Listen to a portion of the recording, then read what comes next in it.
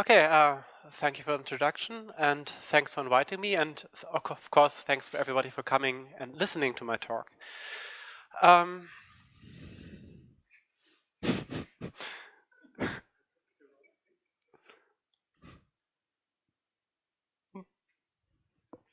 Good. So, without further ado, let's come to the problem statement.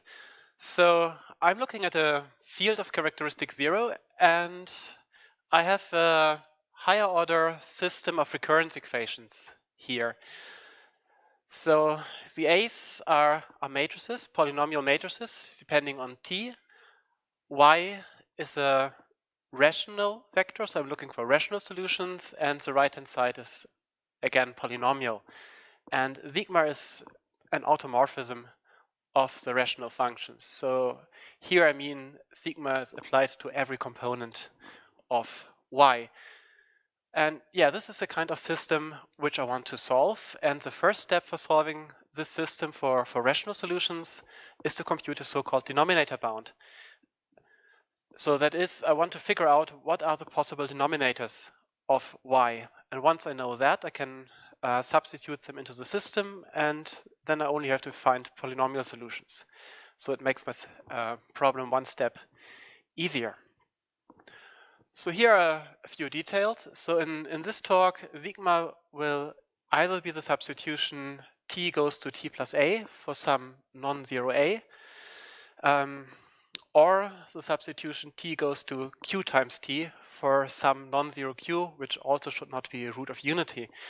And those two cases arise when you want to model sums in algebraic ways.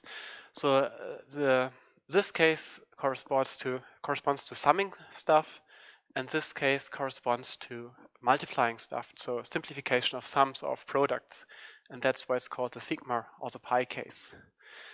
And here's a more precise definition of a denominator bound. This is simply a non-zero polynomial, such that if I multiply it to any solution of the system, I get a polynomial vector.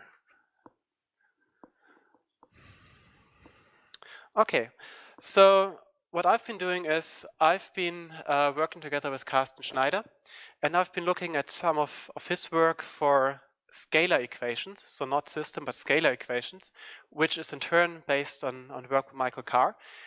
And I've tried to translate it to systems. I mean, of course, there are already methods for solving systems of recurrence equations. You can try a decoupling algorithm. You can convert it to first order and use methods for solving first order systems.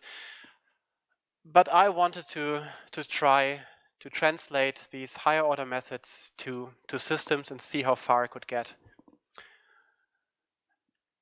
And before I can state the first main result, so to speak, I have to introduce a couple of definitions. So I take two polynomials, a and b, and the first definition is the so-called spread. So what I do is I leave a fixed and I apply my automorphisms to b. So I shift b using sigma. And for each shift, I compute the GCD with a, and I want to see whether there is a non-trivial common factor. And all the shifts for which I get a non-trivial common factor, I collect in a set, and this I call the spread. And the dispersion, that's the second definition here, is just the maximum of this set. So here's an easy example. I have, so sigma is just t goes to t plus 1. And I have two polynomials which are already factored. And you can see if I shift b, so right now they don't have a common factor, but if I shift once, this will become t, and this will become t plus 2. So I have a non-trivial common factor. If I shift twice, this will become t plus 3. I have a non-trivial common factor, and then again for 4. But for all the other shifts, I do not get a common factor here. So the spread consists of the numbers 1 to 4, and the dispersion would be 4. In this case, the spread is finite, and you can actually show that in the sigma case, the spread will always be a finite set. So this can be proved. In the pi case, things are more difficult. So for example, if both of the polynomials have a factor of t, because t just goes to q times t in the p case, every possible shift will have a common factor of t. But it can be shown that this is the only problematic case. So the spread is infinite if and only if both of the polynomials are divisible by t, and otherwise we get a finite spread. And this motivates the third definition here, the so-called aperiodic part.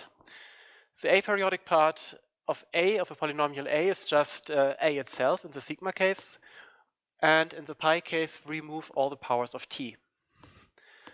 So if I compute the dispersion of two, so the spread and then the dispersion of two aperiodic polynomials, I always get a finite set and a well-defined dispersion. And there are algorithms for computing both. We have to put some mild assumptions on k, which I don't want to bother about right now, but these can be computed. Good.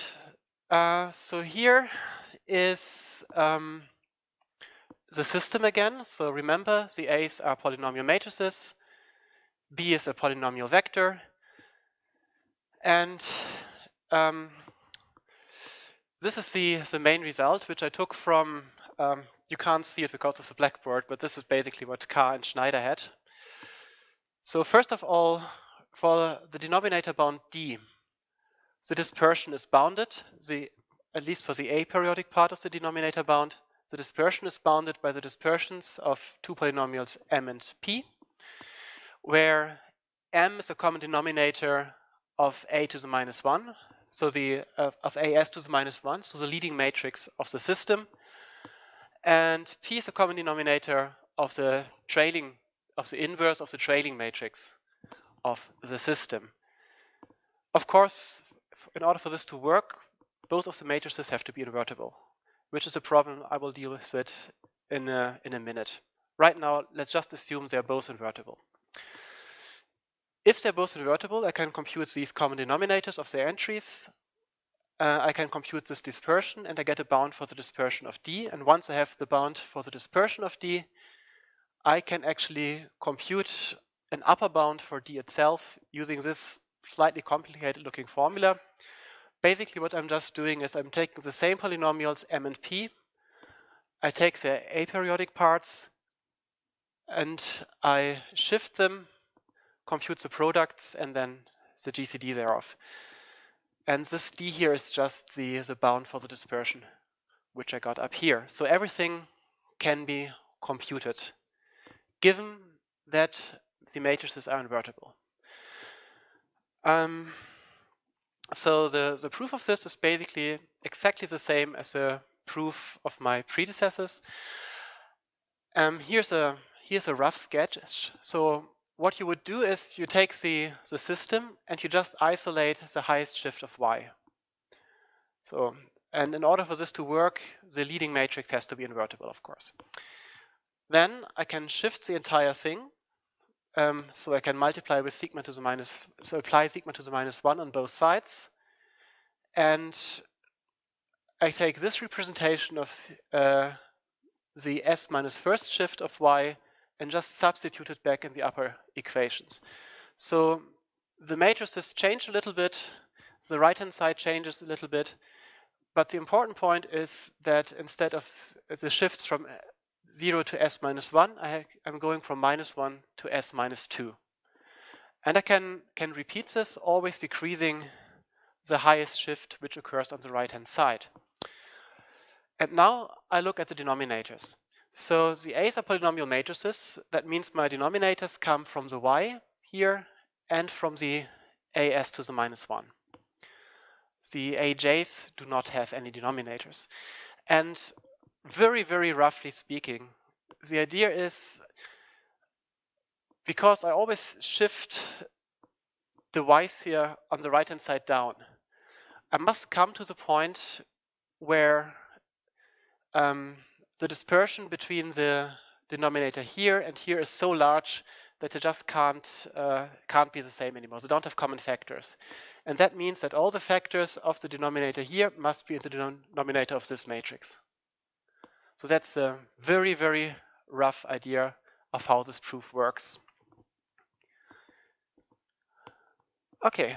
Of course, the assumption which I had to make was that the leading and the trailing matrix were invertible.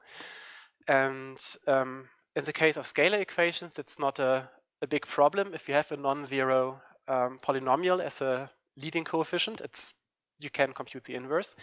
But for a matrix, this is not usually given. So I call the system head regular if the leading matrix is invertible, and tail regular if the trailing matrix is invertible. If the system is both head and tail regular, then I can apply the formula, I can get a denominator bound, everything is nice. However, if it's happened to be not the case, then we have to do some more work. And for this, I have to introduce a concept known as Oro polynomials. Probably many of you will have seen it before, but let me just briefly recall it. Oro polynomials, at least for this talk, this is a slightly simplified definition, are just polynomial expressions in t and sigma. So I have monomials of the shape t to the k, sigma to the j, and the coefficients are elements from my field. And I'm using this notation here for the set of all Oro polynomials. These Oro polynomials basically work like normal polynomials, so they form a K-algebra with the monomials being the basis. The only but important difference is that multiplication is not commutative. So whenever I want to commute S and T, so sigma and T, the result is, this should be sigma by the way, sorry for the typo. The result is sigma of T times T. Let me just write it down here maybe. So sigma of T equals sigma applied to T, whatever that is, so either T plus A or Q times T, depending on the case in which I am, times sigma. So for example, in the shift case down here, if T goes to T plus 1, then sigma times T is the same as T times sigma plus sigma. So multiplication is not commutative. Apart from that, it really works a lot like normal polynomials.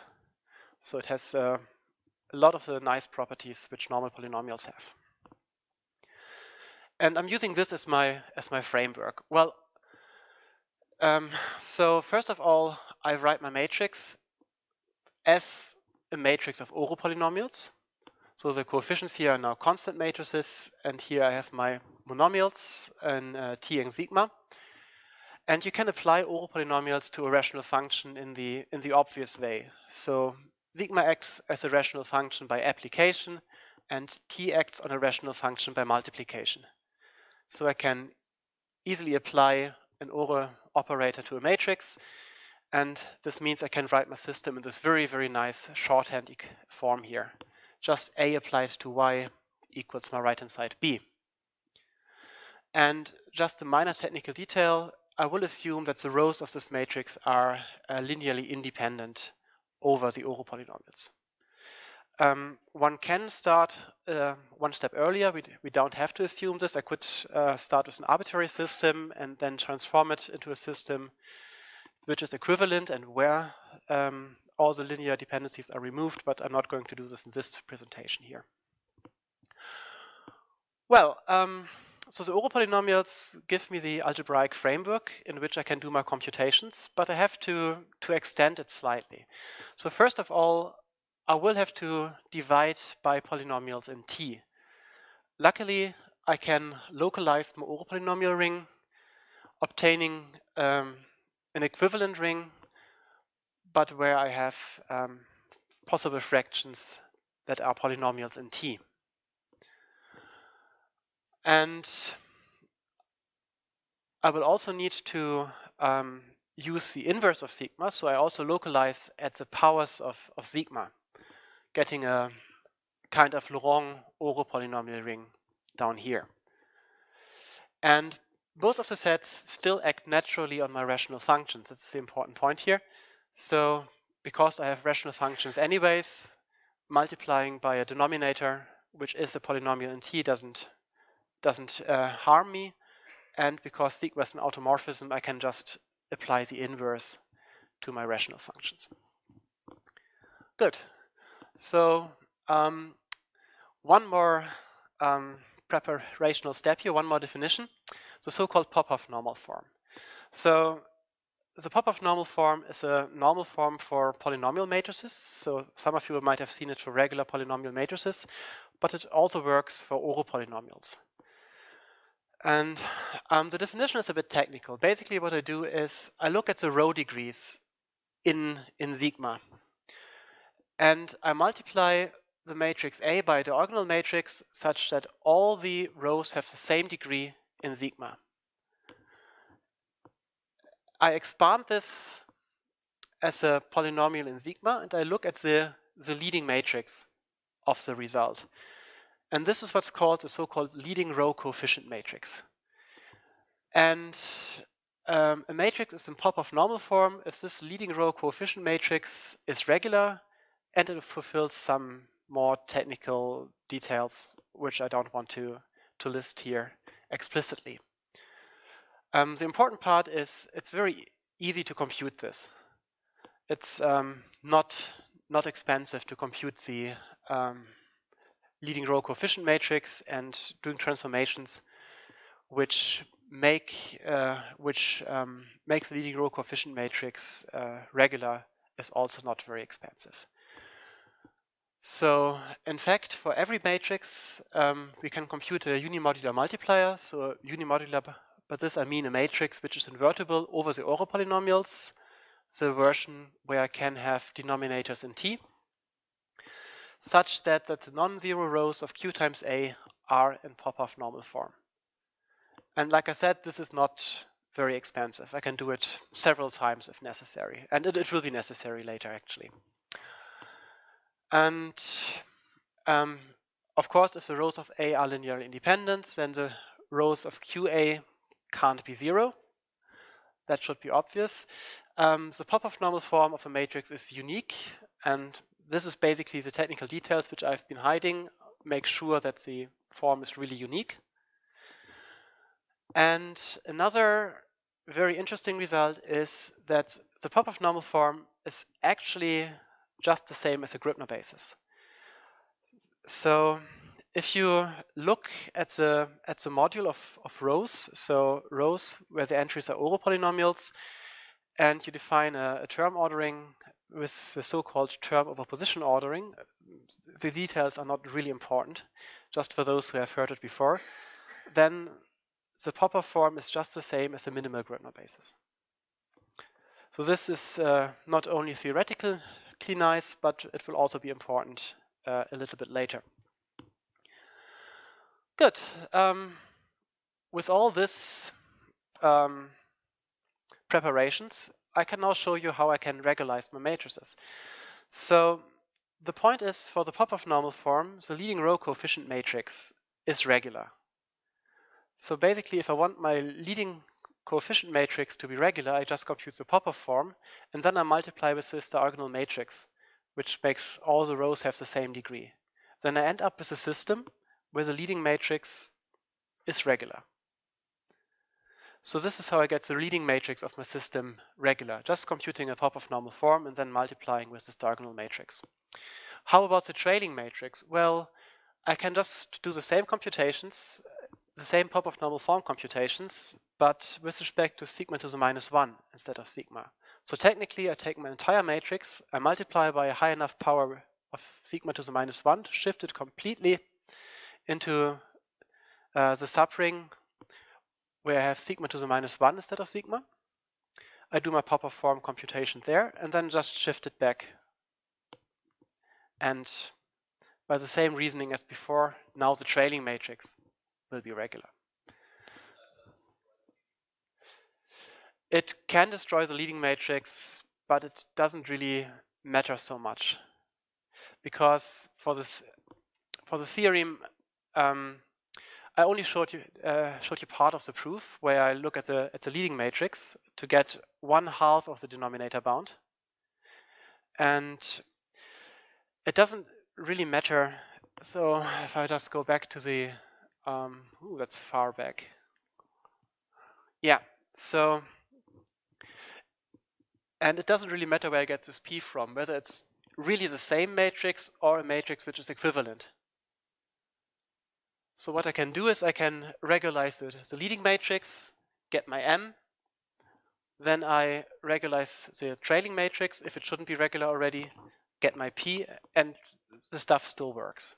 Slight simplification which I made on the slides, but well, good that you spotted it. So let's see where I stopped. Yes, just about here. So this works pretty well for the case of sigma shifts. So what I get here is I get a denominator bound from the formula for the aperiodic part of my denominator bound. And as we have seen for the sigma case, this is basically all I need, because in the sigma case, the denominator bound and the aperiodic part are just the same. However, for the pi case, there could still be a power of t in the denominator bound, which I haven't found yet. So by the main formula, I only look at the aperiodic parts. So for the rest of the talk, I'm looking at this power of t here, which is still missing. So yeah, let's assume we're in the pi case. So sigma of t is just q times t. And the basic idea is I make an ansatz, so I assume that the denominator of y has the form g times t to the n. Here's just the partial fraction decomposition of this. I assume that g and t to the n are coprime. So g is what I can already compute with the other formula, and this n is what I'm interested in. I just plug this into the recurrence equations, and it's a really easy computation. I clear denominators, I isolate t, and I look at what's divisible by t and what's not, and it turns out that this double sum here must be divisible by t.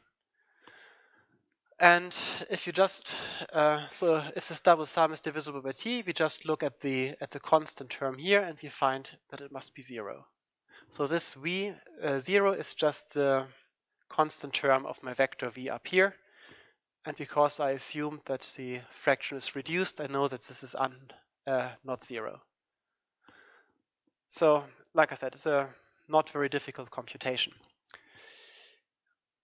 Now, if you look closely at this, because the v0 is non-zero, it tells me that this matrix here has a non-trivial kernel. So the A's are constant matrices, the Q is also just a constant. I can compute the determinant, and the computations imply that this determinant must be 0. Now, we can shift our perspective slightly, and if you just consider Q to be an indeterminate for a moment, then this determinant will be a polynomial in Q to the minus n. And that means if I just consider this as a polynomial, that Q to the minus n is a root of this polynomial. So for technical, and basically this is how I get my bound on n. So for technical reasons, n could be 0. This is something which came up during the computations which I skipped. Or Q to the minus n is a root of this polynomial. So I just have to compute the roots of this polynomial, or sufficient approximations thereof, and take the maximum n such that Q to the minus n could be a root of this polynomial. And from this, I get a bound for n. However, again, since we are talking about matrices, it could be that this polynomial, this determinant here, is just constantly 0. So there's no guarantee that this is a non-zero polynomial for an arbitrary matrix. If it is, then great, I have a finite set of candidates for n, I'm done. However, if it's constantly 0, I'll have to do some more computations. And in this case, I again need to do transformations on my system matrix. So this time the transformations will be slightly different. So this is the polynomial we are looking at. The determinant of this matrix is what we are looking at. And as you see, we consider only the matrices where there's no t. So basically, this matrix is the same, except that I write x instead of sigma as the trailing matrix of A with respect to t. So if I write down my matrix as a polynomial in t instead of sigma as I've done it before, then this is just the constant, the trailing matrix. So at the first glance, this looks like we could just simply switch the roles of sigma and t in the previous algorithm and do the same computations. However, unfortunately, that does not work, because in the previous computations, I localized with respect to polynomials in t, and this does have a natural action on my rational functions, so I don't mess up the solutions. However, if I would localize instead at polynomials in sigma, then there's no good interpretation of what this means when I apply it to a rational function. So I have to think of something different. And the trick is I will work mostly the subring k sigma, so just the expressions where there's no t at all. And this basically works like a regular polynomial ring. In particular, I can use the regular polynomial Popov form here. So just as a reminder, for each matrix which does not have a t, there exists a unimodular matrix which also does not have a t, such that the non-zero rows of q times a are in Popov form. And this is basically the main ingredient for the algorithm which follows on the next slide. Just a tiny little bit of notation. First of all, I can commute t and sigma using the commutation rules. So what I'm doing is I'm taking my matrix and I'm bringing all the t's to the right-hand side. This probably changes the coefficient matrices a little bit. So these matrices here are now matrices in sigma. And the matrix A tilde 0 is what I'm interested in. I want this matrix to be regular. Okay, so, and basically I apply these 3 steps here over and over again. I couldn't fit the whole algorithms on the slides. These are just the 3 main steps. So the basic idea is I'm looking at the trailing matrix and compute its Popov form. If the matrix is already regular, then there won't be any 0 rows in the Popov form and I'm done. However, in general, there might be some rows which are 0. So in this case, I multiply the lower part of my matrix with t to the minus 1, which basically shifts all the entries here with, 1 place to the right. So here, the c1 times t becomes just c1, so it gets shifted one place down. And this fills up the rows which have been 0 before. And now I'm using the fact that my Popov form, so the B0 here, the non-zero rows are in Popov form as a Grübner basis, in order to reduce the C here further. So I can do a division, like with a regular Grübner basis, and I reduce my my C1 here to some remainder R. And then 2 things can happen. Either the remainder is 0, which means that C1 is in the row space of B0, in which case I'm just back where I was here and repeat the whole process again. So I'm shifting down again and computing another reduction. Or some of the rows of R are non-zero, in which case I'm back at the very beginning and compute another Popov form. And I repeat this over and over again until eventually the trailing matrix will be non-singular. So some remarks about this. So all the transformations are over the Oro polynomials with only t in the denominators. So they don't change the solutions of my system. And the algorithm terminates basically because if I just look at the trading matrix, the row spaces of the trading matrix during the computations form an ascending chain of submodules. And I know that models over polynomials are Noetherian, so this must eventually terminate. I don't know how fast it terminates. In my examples which I've done, it was usually quite fast, but I don't have any theoretical result on this.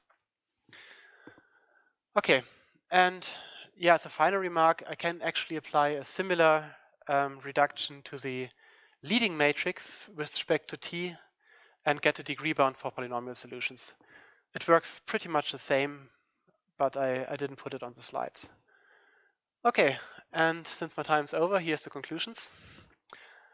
And as you can see, what I've been doing is just translating some algorithms which existed for scalar equations. The problem was that where in the scalar equations you could easily divide by the coefficients, in the matrix case I couldn't do this. So I had to invent some transformations in order to make my matrices non-singular. And that's the main part of this work. That's it. Thanks.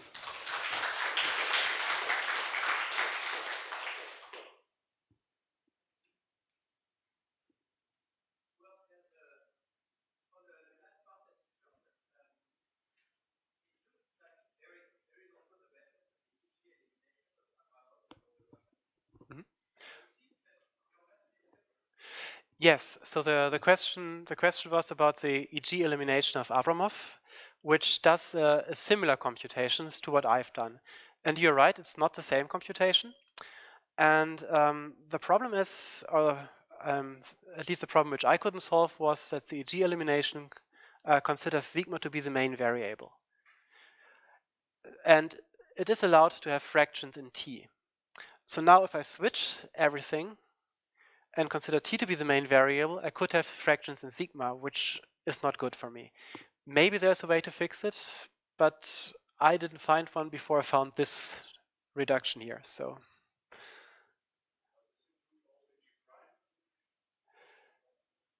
the question, okay, about EG prime transformation, I'm not so sure. I would have to read this up again.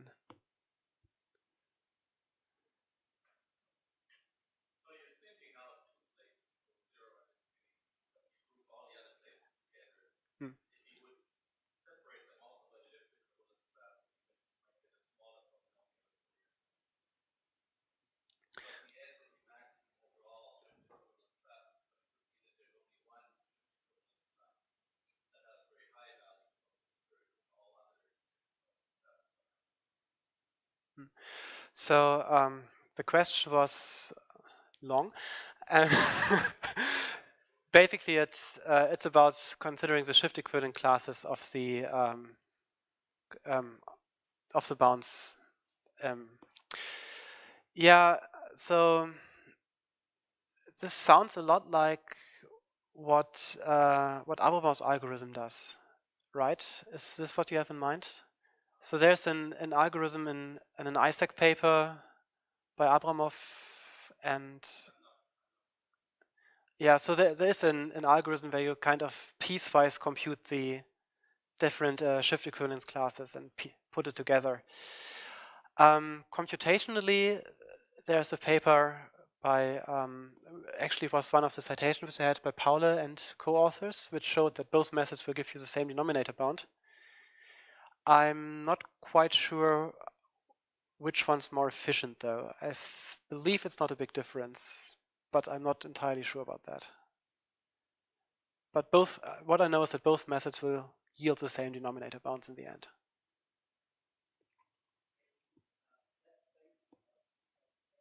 Thank you.